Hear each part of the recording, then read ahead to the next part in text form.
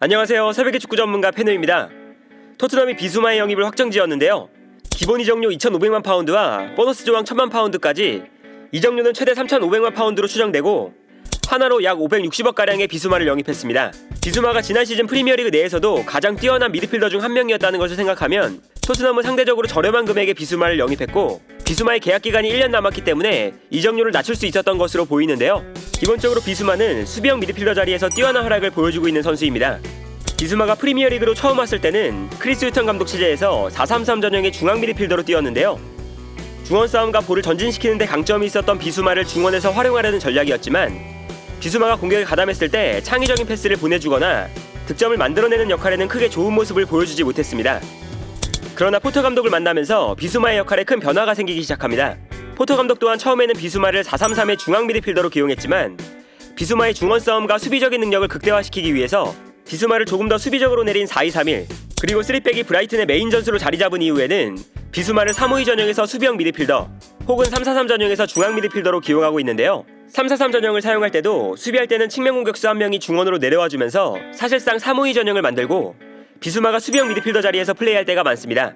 따라서 지난 시즌 비수마의 포지션을 기록으로 정리해보면 수비형 미드필더 자리에서 가장 많이 뛰었다는 것을 볼 수 있고 비수마가 플레이한 위치를 봐도 수비라인 앞에서 가장 많은 플레이가 이루어졌다는 것을 알 수 있습니다.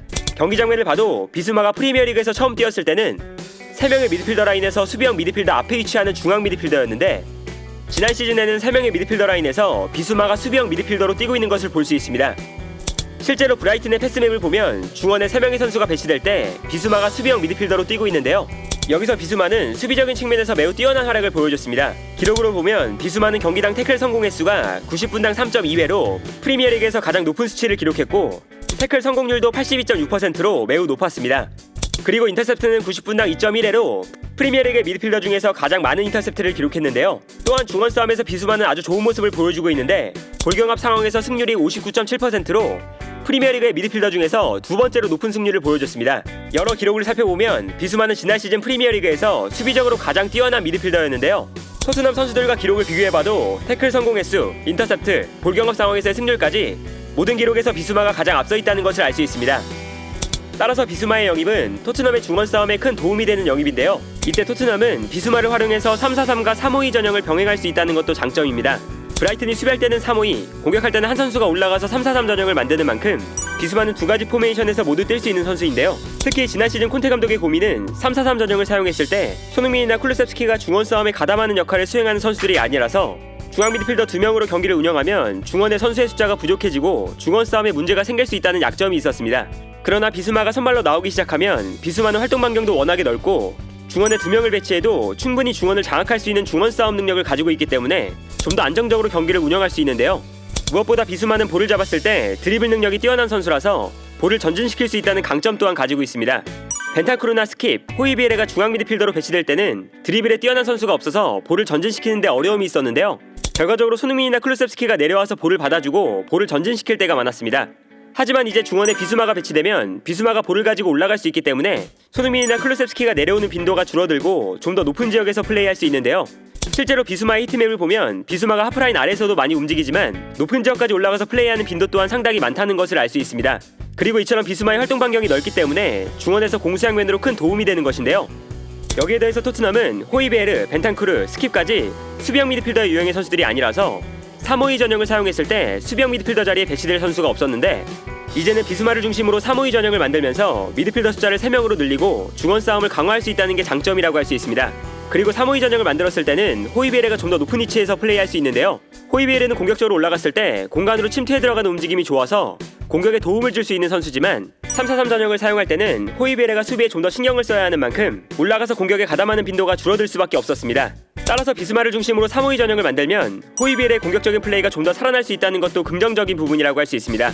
한편 3-5-2 전형을 만들었을 때 비수마는 볼을 전개하는 데에도 강점이 있어서 후방 빌드업의 중심을 잡아줄 수도 있습니다. 지난 시즌 브라이튼은 맨시티, 첼시, 리버풀에 이어서 점유율이 4번째로 높았고 높은 볼 점유율이 브라이튼의 가장 큰 특징이었는데요. 비수마는 그 중심에서 후방 빌드업의 핵심적인 역할을 수행했습니다. 압박을 받았을 때 압박을 이겨내는 개인 능력을 가지고 있었고 압박을 풀어낸 이후에는 전방으로 볼을 정확하게 전달해줬는데요.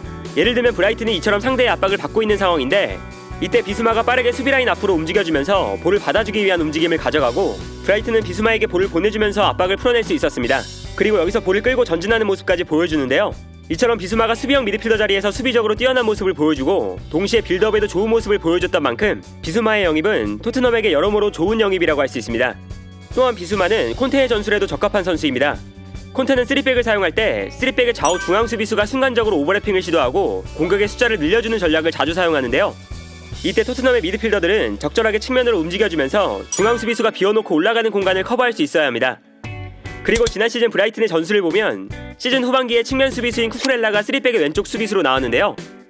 여기서 쿠쿠렐라가 공격적으로 올라가면 비수마가 순간적으로 쿠쿠렐라의 뒷공간을 커버하면서 자연스럽게 3백을 만들어줬습니다. 그리고 비수마가 측면과 중앙을 활발하게 오가면서 비수마의 넓은 활동 반경 덕분에 브라이튼이 수비적인 균형을 유지할 수 있었는데요. 경기를 보면 이러한 특징을 알 수 있습니다. 3백을 만들던 쿠쿠렐라가 공격적으로 올라가 있는 상황인데요. 이때 비수마가 측면으로 내려오면서 자연스럽게 3백을 만들어주는 것을 볼 수 있습니다. 이처럼 비수마는 콘테 감독의 전술에도 어울리고 중원의 공수양면으로 도움이 되는 선수지만 몇 가지 단점 또한 가지고 있습니다. 첫 번째는 비수마가 볼을 지켜내고 전진하는 플레이가 좋다 보니까 후방에서도 압박을 받을 때 무리하게 볼을 소유하고 돌파하려는 모습이 종종 나온다는 것인데요. 볼을 끌다가 빼앗기거나 실수가 나오게 되면 결정적인 실점위기로 이어지는 장면도 나올 때가 있었습니다. 그리고 콘테 감독 또한 후방에서부터 차근차근 볼을 전개할 때가 많아서 토트넘에서도 비수마가 볼을 소유하는 횟수가 많아질 텐데 비수마도 볼을 끄는 플레이를 줄일 수 있어야 토트넘이 좀 더 좋은 후방 빌드업을 시도할 수 있을 것으로 예상됩니다.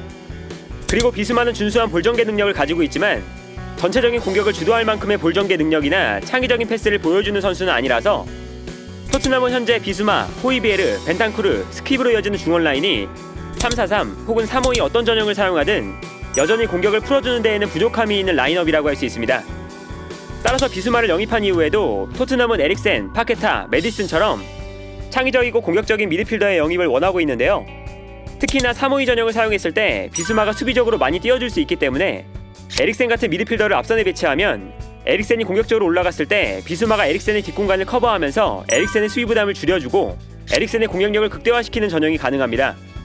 무엇보다 토트넘은 지난 시즌에도 창의적인 미드필더가 부족했다고 평가받았던 만큼 비수마의 영입 이후에도 공격형 미드필더의 영입이 이루어질 것으로 예상되는데요. 여름 이적 시장을 시작하자마자 페리시와 포스터에 이어서 비수마라는 대형 영입을 빠르게 마무리 지은 토트넘. 비수마가 이번 시즌 토트넘의 축구에 얼마나 큰 도움을 줄 수 있을지, 비수마의 활약이 토트넘과 콘테의 축구에 매우 중요한 포인트가 되지 않을까 합니다. 오늘 영상은 여기까지고요. 시청해주셔서 감사합니다.